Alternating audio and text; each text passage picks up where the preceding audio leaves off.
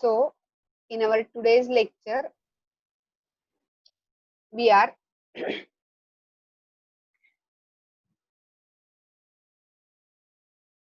Raj. Okay. In our today's lecture, we are going to see economic activities by men and women, quality of population, and unemployment. Good evening, everybody. So, in this chapter, we will study about human capital. Human capital को हम study कर रहे हैं. Then, gross national product (GNP), human capital formation, advantages of more educated or a healthier population. Okay. So, in this chapter, we are going to see importance of people as a resource. People as a resource की importance क्या है, ये हम इस chapter में जानने वाले हैं. So, people as a resource, name itself suggests us that people is an important resource for country. Country के लिए पीपल एक इम्पोर्टेंट रिसोर्स है. अगर people educated, qualified with multiple skills ऐसे है, तो ये जो पीपल है तो वो कंट्री के लिए एसेट है. ठीक है. अगर population of the country is illiterate है, always believing in superstitions and blind belief ऐसा है, लिटरेसी रेट बहुत ज्यादा कम है, इलिटरेट पॉपुलेशन पहले ही बताया मैंने, स्किल्स नहीं है लोगों में, then that type of population will be liability to the economy. Economy के लिए ऐसा पॉपुलेशन लाइबिलिटी होगा. So in this chapter, people as a resource, we are going to see importance of people as a resource for country. Country के लिए हम एक resource है, तो यही हम ये चैप्टर में देखने वाले हैं. Okay. So let us see first topic for this. इसमें फर्स्ट टॉपिक देखते हैं.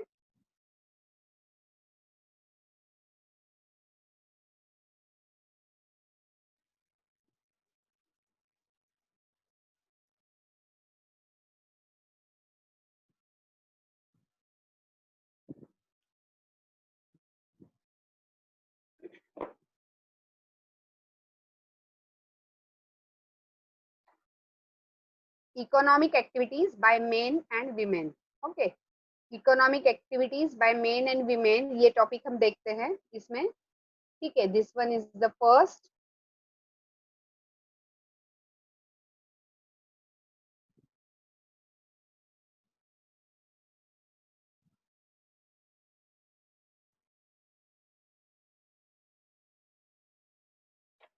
सी economic activities by men and women.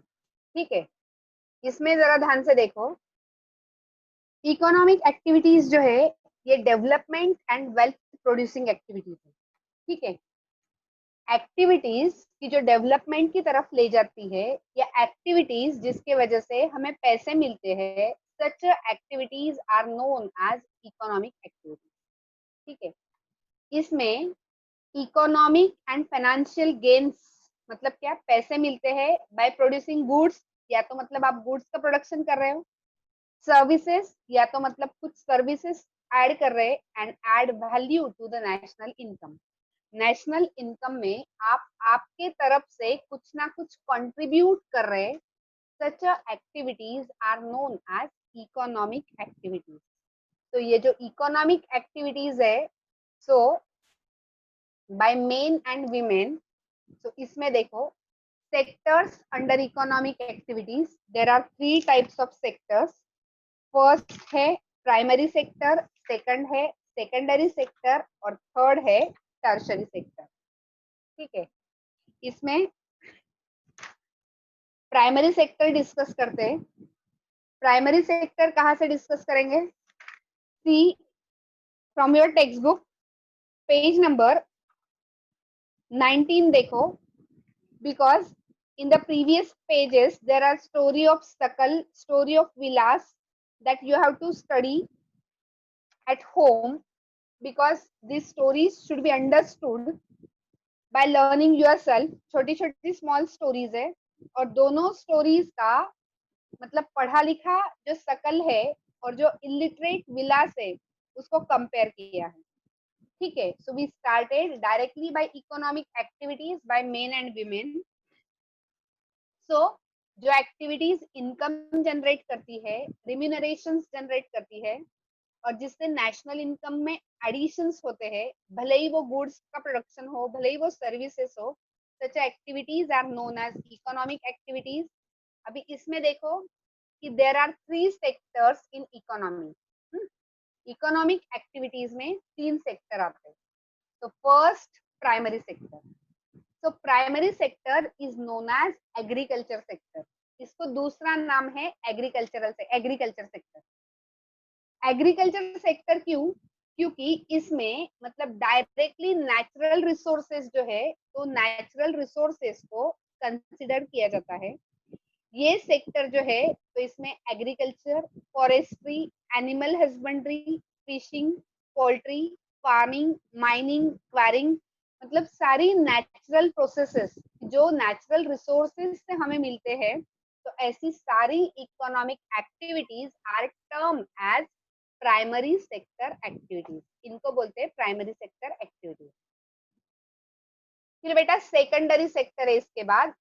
Secondary sector देखते हैं। सेकेंडरी सेक्टर हम किसको बोलेंगे? सी, जिसमें मतलब मैन्युफैक्चरिंग इन्वॉल्व है, activities where manufacturing is involve, जहां पर मतलब मैन्युफैक्चरिंग इन्वॉल्व है, such activities are known as secondary sector and activities. जिसमें मतलब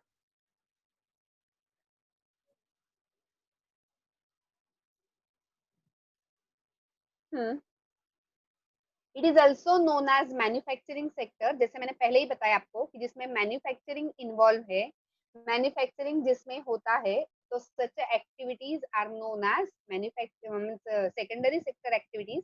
इसको मैन्युफैक्चरिंग सेक्टर भी बोलते हैं। ये जो सेक्टर है, तो मतलब मैन्युफैक्चरिंग ऑफ गुड्स, मतलब रॉ मटेरियल का यूज करके कुछ नया गुड्स उसमें से बनाओ, कुछ नया प्रोडक्ट बनाओ, so that is why this is known as secondary sector. ठीक है, क्योंकि ये रॉ मटेरियल जो प्राइमरी से आया है, सेकेंडरी में उस पर प्रोसेस किया जाता है और उससे कुछ नया प्रोडक्ट बनाया जाता है। फॉर एग्जाम्पल, व्हीट से बिस्किट बनना, व्हीट प्राइमरी एक्टिविटीज का प्रोडक्ट है, और व्हीट से बिस्किट बनाना, व्हीट को प्रोसेस करके उसको बिस्किट में ट्रांसफॉर्म करना, this is the product of secondary sector. ये सेकेंडरी सेक्टर का एक्टिविटी है। ठीक है।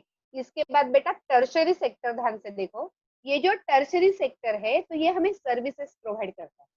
ठीक है, टर्शरी सेक्टर जो है ये हमें सर्विसेज प्रोवाइड करता है। और ये जो सेक्टर है, इसमें trade, transport, okay, so just listen to tertiary sector, I will revise again. Tertiary sector जो है, तो ये सर्विसेज प्रोवाइड करते हैं। ये जो सेक्टर है, तो इसमें trade, transport, communication, banking, education, health, tourism, then insurance, ये टाइप की सारी सर्विसेज इसमें आती है। तो tertiary sector it is also known as service sector. इसको सर्विस सेक्टर नाम है क्योंकि जितनी सर्विसेज हम एंजॉय करते हैं, तो ये सारी टर्शरी सेक्टर से बिलोंग करते हैं। वापस एक बार second point and third point, primary sector से वापस एक बार रिवाइज करवाती हूँ। प्राइमरी सेक्टर जो है, इसको एग्रीकल्चरल सेक्टर भी बोलते हैं। एग्रीकल्चर सेक्टर क्यों? क्योंकि मतलब सारे जो प्रोडक्ट है, जैसे animal husbandry, agriculture, then fishing, poultry farming, mining, ये जो है, तो ये सारे जो प्रोडक्ट्स है, तो ये प्राइमरी सेक्टर के प्रोडक्ट्स है। ओके। तो प्राइमरी सेक्टर में नेचुरल रिसोर्सेज को एक्सप्लॉइट करके जो प्रोडक्ट बनाए जाते हैं, such products are known as primary sector activities, primary sector products. तो सेकेंडरी सेक्टर जो है, इसको मैन्युफैक्चरिंग बोलते हैं। मैन्युफैक्चरिंग क्यों बोलते हैं इसको? क्योंकि इसमें प्राइमरी सेक्टर से रॉ मटेरियल लेके सेकेंडरी सेक्टर में उनको प्रोसेस करके कुछ ना कुछ नई चीज बनती है। एग्जाम्पल दिया था व्हीट से बिस्किट बनना। व्हीट बोले मतलब व्हीट अगर आप बोलो तो व्हीट प्राइमरी सेक्टर का मतलब प्रोडक्ट है, और बिस्किट अगर बोलो तो वह सेकेंडरी सेक्टर में आएगा। क्योंकि उसमें प्रोसेस ऐड हुई, व्हीट का फ्लोर बना, उसमें मतलब जो भी कुछ एडिशन लग रहा है वो ऐड हुआ, that is secondary sector. Tertiary sector देखो, टर्सरी सेक्टर जो है सर्विसेज प्रोवाइड करता है, इसमें मतलब trade, transport, communication, tourism, teachings, ये जो भी है आईटी सर्विसेज, सब कुछ जहां पर services, actual production of goods नहीं है, सर्विसेज जहां दी जा रही है, तो ये सेक्टर जो है तो टर्सरी सेक्टर इसको बोला जाता है। Again economic activities can be divided into two. तो इकोनॉमिक एक्टिविटीज दो पार्ट में डिवाइड हो सकती है। फर्स्ट है मार्केट एक्टिविटीज एंड सेकंड है नॉन मार्केट एक्टिविटीज। बेटा मार्केट एक्टिविटीज क्या है? मार्केट एक्टिविटीज जो है तो इसमें goods and services including government services that is done for remuneration. Remuneration मतलब पैसे, पैसे कमाने के लिए जो एक्टिविटीज परफॉर्म की जाती है, such activities are known as market activities. ठीक है, जहां पर पैसे कमाने के लिए, पैसे के लिए जो एक्टिविटीज की जाती है, such activities are known as market activities. तो यहाँ तक क्लियर हुआ। इसका दूसरा पॉइंट है non market activities. Non market activities के लिए आपके साथ एक इमेज शेयर करती हूँ। सो ये जो नॉन मार्केट एक्टिविटीज है, तो नॉन मार्केट एक्टिविटीज में देखो,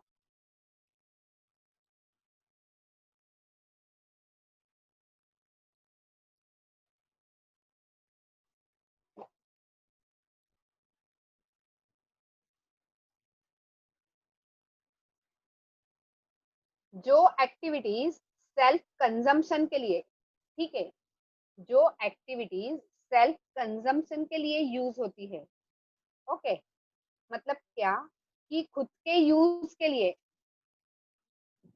जिससे हम पैसे नहीं कमा रहे, खुद के लिए जो की जाती है, तो non market activities consider production of goods and services for self consumption. Self consumption मतलब क्या? खुद के यूज के लिए जनरेट की जाने वाली एक्टिविटीज जो है उसको नॉन मार्केट एक्टिविटीज बोला जाता है। ठीक है, तो नॉन मार्केट एक्टिविटीज जो है तो मतलब इसमें production of goods and services for self consumption, खुद के यूज के लिए जो एक्टिविटीज की जाती है, such activities are known as non market activities. ठीक है, अभी ये जो इकोनॉमिक एक्टिविटीज है, इसमें कौन से मतलब काम परफॉर्म किए जाते हैं।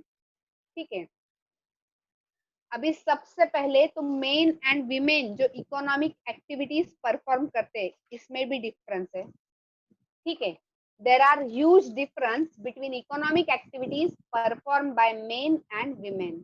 ठीक है, तो इकोनॉमिक एक्टिविटी जो वीमेन परफॉर्म करती है वो अलग होती है, जो मेन परफॉर्म करते हैं वो अलग होते हैं। तो वीमेन जो है तो she has to look after domestic affairs, that is she has to cook food. देखो वीमेन अगर बाहर भी काम कर रही है घर से, फिर भी घर में खाना बनाना वीमेन को ही करना पड़ता है। वॉशिंग क्लोथ्स, कपड़े वपड़े धोना, क्लीनिंग यूटेंसिल्स, बर्तन साफ करना, हाउस कीपिंग, घर का ख्याल रखना प्रॉपरली, मेंटेनिंग होम उसको बोल सकते हैं, लुकिंग आफ्टर चिल्ड्रन, बच्चों का ख्याल रखना। तो ये जो सारी इकोनॉमिक एक्टिविटीज, सॉरी ये जो सारी नॉन इकोनॉमिक एक्टिविटीज है, तो woman she has to perform these activities, उसको ये एक्टिविटीज करनी ही पड़ती है। और मेन वर्क इन फील्ड, और जो मेन है वो खेतों में काम करते हैं। तो वीमेन के काम रेस्ट्रिक्ट किए गए थे घरों में, और जो मेन है हिस्टोरिकल टाइम से तो वो खेतों में काम किया करते थे। ठीक है, then men are paid for their work, on the contrary women are not paid for their performance in the house। अभी जो मतलब लोग खेतों में घर के बाहर काम करते हैं, तो उनके काम का उनको मतलब रिम्यूनरेशन मिलता है, दे रिसीव वेजेस, उनको पेमेंट मिलता है कुछ ना कुछ। तो जो भी परफॉर्मेंस वो घर से बाहर करते हैं तो उसके लिए उनको कुछ ना कुछ पेड, मतलब पेड वर्क बोला जाता है उसको। और विमेन जो घर में काम करती है दैट इज अनपेड वर्क।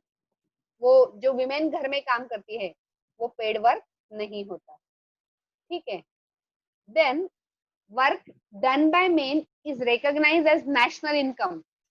सो जो मतलब मेन जो काम करते हैं वो नेशनल इनकम में 10 ऐड होता है, whereas household work जो घर का काम विमेन कर रही है, so that is not added in national income, कि विमेन जो घर में काम कर रही है तो उसके लिए हम उसको पे नहीं करते।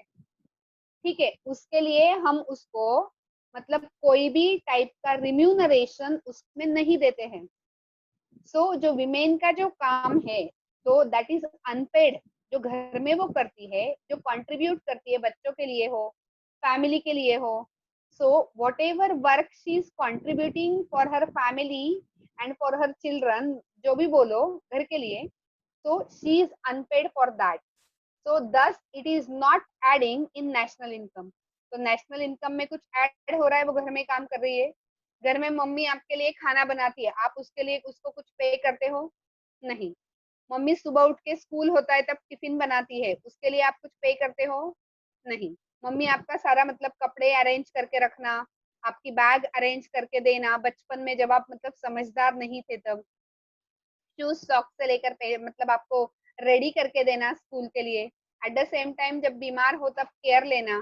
तो सारे कोई भी फैमिली मेंबर की, मतलब आप ही नहीं, जस्ट घर में एल्डर वन से, ठीक है, जो एल्डरली पीपल है घर में, जो मतलब ग्रैंड मदर ग्रैंड फादर वगैरह ऐसे लोग हैं कि जिनको they needed to be take care, कि उनको मतलब केयर लेना पड़ता है। और ठीक है, फादर अगर दिन भर घर के बाहर है तो mother is usually doing all this work without any complain. तो माँ ये सारा काम बिना किसी कंप्लेन से करती है, एंड मतलब इन रिटर्न उसका उसको कुछ मतलब पेड वर्क है क्या? ये नहीं है। That is her responsibility, that is her duty to look after the home and family. उसको ध्यान रखना, ये उसका काम माना जाता है, ऐसा हम एज्यूम करके चलते हैं। And that's why it does not add to national income, और वो नेशनल इनकम में कुछ भी ऐड नहीं होता। ठीक है। सो ये हमने देखा। आफ्टर दैट आगे देखो, ये जो वर्क मेन करते हैं वो नेशनल इनकम में रिकॉग्नाइज होता है, whereas हाउस होल्ड वर्क जो विमेन करती है that is not recognise in national income. National income में वो रिकॉग्नाइज नहीं होता। अगले पॉइंट की तरफ आओ, क्वालिटी ऑफ पॉपुलेशन, पॉपुलेशन की क्वालिटी। ठीक है, अभी जो पॉपुलेशन है वो क्वालिटेटिव है या क्वांटिटेटिव है? ठीक है, मतलब उसमें क्वालिटी है या सिर्फ नंबर से ज्यादा है? वो पहचानने का एक तरीका है कि वो पॉपुलेशन में मतलब एजुकेशन कितने परसेंट है, हेल्थ उनकी कैसी है, and at the same time employment that is income generating activities वो कितनी कर रहे हैं। सो क्वालिटी ऑफ पॉपुलेशन जो है वो डिपेंड करती है लिटरेसी रेट, मतलब क्या कि उनका एजुकेशन कितना है, एंड हेल्थ वो कितने हेल्दी है। लिटरेट और हेल्दी पॉपुलेशन जो है they are regarded as asset for the country. तो लिटरेट और हेल्दी पॉपुलेशन जो है वो कंट्री के लिए एसेट है। एसेट मतलब क्या? एक ऐसा हिस्सा कि जो प्रोडक्टिव इनकम कंट्री को प्रोवाइड करता है, कंट्री का नेशनल इनकम बढ़ाता है, इनकम टैक्स पे करके, मतलब कंट्री की शान में ऐड होता है। तो ये जो हेल्दी मतलब पॉपुलेशन है, लिटरेट पॉपुलेशन है, दी मतलब such type of population is asset for the country. ठीक है, अभी ये जो मतलब गिवन है इसमें देखो कि सकल का जो एजुकेशन है, तो सकल के एजुकेशन की वजह से उसको अच्छा जॉब और सैलरी मिली, और वही विलास का जो एजुकेशन है वो अनएजुकेटेड था, तो इसके लिए उसको मतलब लो पेड जॉब्स, जैसे वो फिश सेल करता था तो सेलिंग फिश इसमें उसको इन्वॉल्व करके जो मिल रहा था उसमें उसको गुजारा करना पड़ा। तो that's why education is an important feature and important quality of the population. तो पॉपुलेशन की क्वालिटी अगर रिकॉग्नाइज करनी है तो उसमें एजुकेशन का रोल जो है वो सबसे पहले आता है। तो एजुकेशन जो है वो इम्पोर्टेंट, उतना ही इम्पोर्टेंट है कि जितना एक इंसान इम्पोर्टेंट होता है कंट्री के लिए। ठीक है, सी अनादर, एजुकेशन जो है एक ऐसी प्रोसेस है, ये सारे पॉइंट्स आप नोट डाउन करो या स्क्रीनशॉट्स लो, पूरा चैप्टर इसमें मतलब कवर किया है। एजुकेशन जो है एक ऐसी प्रोसेस है लर्निंग की कि जिससे नॉलेज मिलता है, और मतलब ये जो नॉलेज है वो इम्पोर्टेंट है for the growth of a person. मतलब देखो, एक आध इंसान में स्किल्स है तो वो स्किल से वो मतलब अपनी लाइफ कंफर्टेबल बना सकता है, प्रॉपर अर्निंग उसका हो सकता है, उसको नॉलेज है, तो वो मतलब सोसाइटी में रहने का मतलब जो मैनर्स है, एटिकेट्स है, एट द सेम टाइम जो सोशल वैल्यूज है सभी की रिस्पेक्ट करता है। तो एजुकेशन जो है तो मतलब इससे नॉलेज बढ़ता है और ये इम्पोर्टेंट इनपुट है, तभी पर्सन की जो ग्रोथ है वो होती है। सीधे सेकंड पॉइंट, डेवलपमेंट जो है कंट्री की तो वो डिपेंड करती है बेसिकली ऑन लिटरेसी रेट। कितना परसेंट पॉपुलेशन आपके कंट्री का मतलब लिटरेट है, पढ़ा लिखा है, इस पर वो कंट्री की डेवलपमेंट तय होती है। जब एक आध पर्सन एजुकेटेड है तो उसकी फैमिली जो है तो वो भी एजुकेटेड होती है। क्यों? क्योंकि वो पर्सन रियलाइज करता है कि एजुकेशन की वजह से मैं इतना आगे बढ़ा हूँ, तो मेरे बच्चों को मैं ऐसा एजुकेशन दूं तो वो भी अपने जिंदगी में आगे बढ़ेगा। जो चांसेस, जो अपॉर्चुनिटीज उसको मिल रही है, उस अपॉर्चुनिटीज को वो अच्छे से ग्रैप करेगा और उसमें से मतलब जो अच्छा, जो उसको आउटपुट मिलना चाहिए वो उसको मिलके रहेगा। तो educated person can understand the value of education and so that he spend money, he invest money on the education of children, बच्चों के एजुकेशन पर वो खर्चा करता है। आफ्टर दैट फिर सोसाइटी एजुकेटेड होती धीरे धीरे, और इसके वजह से लिटरेसी रेट जो है तो वो मतलब कंट्री में अगर इंक्रीज हुआ तो वो कंट्री डेवलपमेंट की तरफ जाती है। Then next point, see next point, an educated person can earn some more income compared to uneducated। अभी इसमें तो मतलब बहुत सारे एग्जाम्पल आपके आसपास मिलते हैं आपको। ठीक है, जो एजुकेटेड है उसका अर्निंग सोर्स और उसकी इनकम लेवल तो वो अनएजुकेटेड से मतलब ज्यादा ही होती है। सो अगर आपके पेरेंट्स वर्किंग है, दोनों पेरेंट्स वर्किंग है, तो वही देखो, दोनों का वर्किंग पैटर्न देखो, दोनों का at the same time income level देखो, और आपके घर में जो मेड काम करती है, कपड़े बर्तन झाड़ू पोछा खाना बनाने का वगैरह, तो उसका मतलब इनकम लेवल देखो। तो एजुकेटेड इंसान जो है तो नेचुरली उसका इनकम लेवल ज्यादा अच्छा होता है as compare to uneducated one. तो क्योंकि एजुकेशन से इंसान में स्किल्स ऐड होते हैं, उसको स्किल्स मिलते हैं, और इसके लिए बाय दैट वे स्किल्स उसमें रहे तो उसका इनकम लेवल अच्छा रहेगा, और इससे नेशनल इनकम कंट्री का इंक्रीज होगा। तो इसके वजह से एजुकेशन जो है वो बहुत ज्यादा इम्पोर्टेंट है। देन उसके बाद देखो, governance efficiency can also be enhance through learning process. Governance मतलब क्या? कि कोई एरिया पर रूल करना, एडमिनिस्टर करना।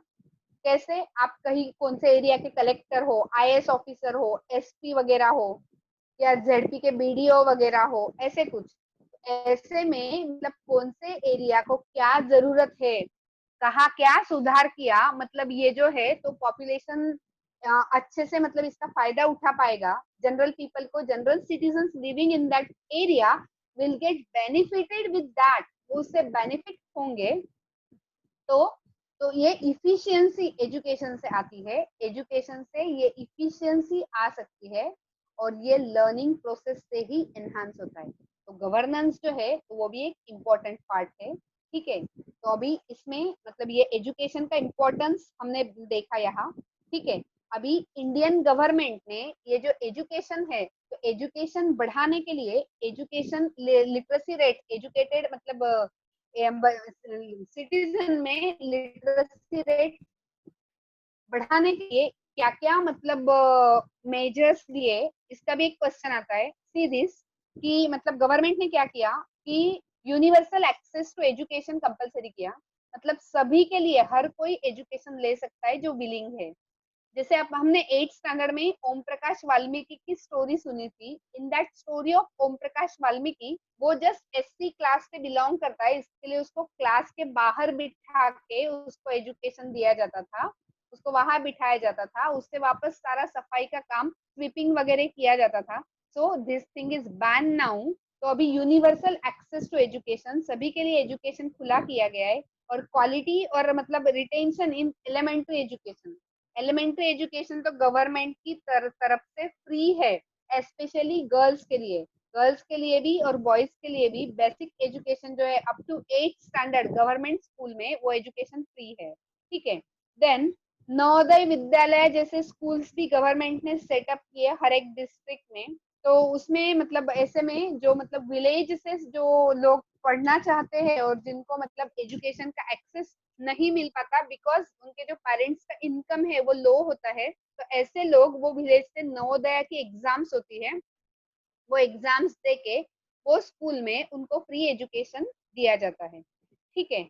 Then they apart from that vocational streams government ने लाए कि मतलब large number of high school students उनके ऑक्यूपेशन रिलेटेड स्किल्स उसमें से लाए, तो इसके लिए वोकेशनल स्ट्रीम्स मतलब जिसमें कौन सा बच्चा कौन से ऑक्यूपेशन में इंटरेस्टेड है, यस मतलब जल्दी से उसको जान लेना at the age of 13 and 14, तो उसमें वो जान लेते हैं, उसको उसी टाइप का एजुकेशन देते हैं जिसमें उसका इंटरेस्ट है। देन एजुकेशन का जो मतलब पहले खर्चा है गवर्नमेंट का, that is first education, first plan में एजुकेशन जो था तो उसमें 151 करोड़ रुपए गवर्नमेंट ने खर्चा किए थे। तो अभी 11th प्लान में 3766.90 इतने रुपीज 11th प्लान में खर्चा हुए, इन्वेस्ट किए गवर्नमेंट ने। तो एक्सपेंडिचर जो है एजुकेशन का वो बढ़ रहा है, तो जीडीपी जो है तो वो भी इसकी वजह से बढ़ा है। 0.64% था 1951-52 में, तो 3.3% हुआ 2013 and 14 में। तो इन दैट वे मतलब लिटरेसी रेट भी इंक्रीज हुए हैं। 1951 में 18% इंडियंस लिटरेट थे, तो अभी 2010-11 के सेंसस के अनुसार 74% इंडियंस लिटरेट है। लिटरेसी जो है तो मतलब ये सिर्फ राइट ही नहीं है सिटीजन्स का, बट मतलब जिसने लिटरेसी हासिल की है, जो लिटरेट है ऐसा इंसान अपने ड्यूटीज अपने जो राइट्स है वो प्रॉपरली एंजॉय कर पाता है। हाउएवर वास्ट डिफरेंस नोटिस किया जा सकता है, तो मतलब अलग अलग सेक्शंस ऑफ पॉपुलेशन में लिटरेसी जो है मेल्स में 16.6% है और फीमेल्स में 16.1% है। सो ये मेल फीमेल के लिटरेसी रेट जो है तो ये मतलब अलग अलग क्यों है, because of our society is patriarchal society, जहाँ पर मतलब बॉयज बॉय चाइल्ड और बॉयज को ज्यादा मतलब प्रीफरेंस दिया जाता है, सो दैट हमारी जो सोसाइटी है उसमें ये तफावत होना that is a little bit natural. ठीक है। और literacy rate even state to state भी मतलब अलग अलग है। केरला में 94% लोग लिटरेट है, तो वही बिहार में सिर्फ 62% है। प्राइमरी स्कूल सिस्टम जो है 7.68 लाख इतनी थी 2004-05 में, इतनी एक्सपांड हो चुकी है। पर इतना मतलब स्कूल का एक्सपांशन होकर भी उसमें कुछ ड्रॉबैक्स है। क्वेश्चन आता है इसका कि ड्रॉबैक्स क्या है स्कूलिंग सिस्टम के। फर्स्ट कि poor quality education government school में से दिया जा रहा है, गवर्नमेंट स्कूल का एजुकेशन इतना ज्यादा मतलब क्वालिटी वाला नहीं है। देन ड्रॉप आउट रेट्स मतलब लोग अपने बच्चों को वो स्कूलों में भेजना पसंद ही नहीं करते, और कुछ है भी एडमिशन करवा लेते और स्कूल में जाते ही नहीं है, ड्रॉप हो जाते बीच में से। सर्व शिक्षा अभियान जैसे significant steps elementary education provide करने के लिए दिए जा रहे हैं। महाराष्ट्र का जो परसेंट है, महाराष्ट्र में 69% लिटरेसी है। ठीक है। और इवन अभी ये 2021 के सेंसस में अलग होगा, this is the record of 2011 census. ठीक है। तो एजुकेशन जो है चिल्ड्रन का तो वो भी एज ग्रुप 6 to 14, तो ये फ्री करके रखा है। और मतलब सेंट्रल गवर्नमेंट ने इसका इनिशिएटिव लिया था कि स्टेट गवर्नमेंट और लोकल गवर्नमेंट के पार्टनरशिप में मतलब यूनिवर्सल एलिमेंट्री एजुकेशन सबको दिया जाए, इसके लिए ये कोशिश की थी सर्व शिक्षा अभियान की। Apart from that bridge courses मतलब क्या, गैप हो गया आपका 7th तक आपने पढ़ाई की, उसके बाद मतलब 2 साल आपने पढ़े ही नहीं और वापस आपको 10th में मतलब पढ़ाई करने की इच्छा होती है, तो 7th 8th एंड 9th का सिलेबस 2-3 महीने में आपको करवाया जाता है और फिर 10th के एग्जाम के लिए डायरेक्टली आप उस वो ईयर में अपियर होते हैं। देन बच्चों का एनरोलमेंट रेशियो बढ़ाने के लिए मिड डे मील स्कूल मतलब मिड डे मील स्टार्ट किया। मिड डे मील मतलब क्या, ये गवर्नमेंट स्कूलों में जो खिचड़ी मिलती है, जो स्प्राउट्स मिलते हैं, तो मतलब स्कूल में अगर खाना मिल गया बच्चों को, तो जो पेरेंट्स अपने बच्चों को अपने साथ खेतों में ले जाते हैं काम करवाने के लिए कि अगर इसने काम नहीं किया तो खाएंगे क्या, ऐसी मतलब इतनी पुअर कंडीशन होती है, तो ऐसे बच्चों के लिए खाना स्कूल में से ही अरेंज कर दिया गया ताकि उनका अटेंडेंस बढ़े। ठीक है। बच्चों का न्यूट्रिशनल स्टेटस भी रहेगा और उनका अटेंडेंस भी रहेगा, तो इससे मतलब लिटरेट पॉपुलेशन में थोड़ा बहुत फर्क पड़ा है। 11th जो प्लान है अपना, 11th प्लान 5 ईयर प्लान के जो ये प्लान है 11th प्लान, तो 11th प्लान इंक्रीज, मतलब इसमें क्या हुआ कि एनरोलमेंट रेशियो जो है तो वो इंक्रीज हुआ एजुकेशन का। 8 to 23 years of age, इसमें 18 to 23 years of age, इसमें 15% जो मतलब पीपल है तो वो हायर एजुकेशन लेते थे 2011-12 में। तो 12th प्लान पर ये 21% हो गया। तो ये जो एजुकेशन है तो मतलब एजुकेशन में, हायर एजुकेशन में लोगों के नंबर बढ़े, 21% लोग हायर एजुकेशन लेते। ये जो स्ट्रैटेजी है इससे क्या होता है कि मतलब सभी को एक्सेस मिले, क्वालिटी एजुकेशन हो, देन स्टेट स्पेसिफिक करिकुलम जो है तो मतलब वो प्रैक्टिसाइज हो, उसमें मॉडिफिकेशन किया जहाँ जरूरत है वहाँ। वोकेशनलाइजेशन मतलब क्या कि जिस फील्ड में आपको इंटरेस्ट है, साइंस है तो साइंटिफिक स्टडी करो, कॉमर्स से रिलेटेड है तो कॉमर्स से रिलेटेड स्टडी करो वो। उसके साथ इंफॉर्मेशन टेक्नोलॉजी जो है तो उसका भी मतलब इसमें एडिशन किया गया। कंप्यूटर सब्जेक्ट जो है तो वो स्कूलिंग से, सिस्टम से ही, स्कूलिंग से ही लाया गया पढ़ाई के लिए।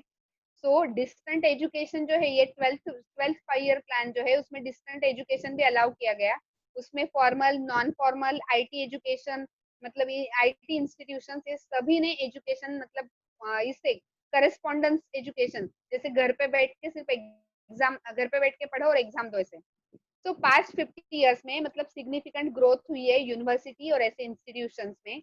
हायर लर्निंग एरियाज जो है वो बढ़े हैं। तो मतलब अभी देखते हैं कि कॉलेज, यूनिवर्सिटीज, इसमें एनरोलमेंट रेशो बच्चों के कितने बढ़े हैं। तो इसके लिए टेबल 2.1 दिया है। इसमें 1950-51 से लेकर 2012 एंड 13 तक का डेटा इसमें मौजूद है। तो ये स्टडी करो, इससे समझ में आएगा कि गवर्नमेंट ने जो इनिशिएटिव लिया है कि मतलब एनरोलमेंट रेशो बढ़ना चाहिए, हायर एजुकेशन में इंडियंस के नंबर बढ़ने चाहिए, तो गवर्नमेंट ने जो भी कुछ मतलब कोशिशें की है तो ये कोशिश मतलब कहाँ तक सक्सेसफुल हुई है, ये टेबल के जो मतलब रिकॉर्ड्स है ये हमें बताते हैं। ठीक है, नेक्स्ट टॉपिक हम पढ़ेंगे दैट इज हेल्थ। अभी page number 23 of your book, उसमें हेल्थ पर आ जाओ। हेल्थ ये वाला टॉपिक पढ़ने वाले हैं हम।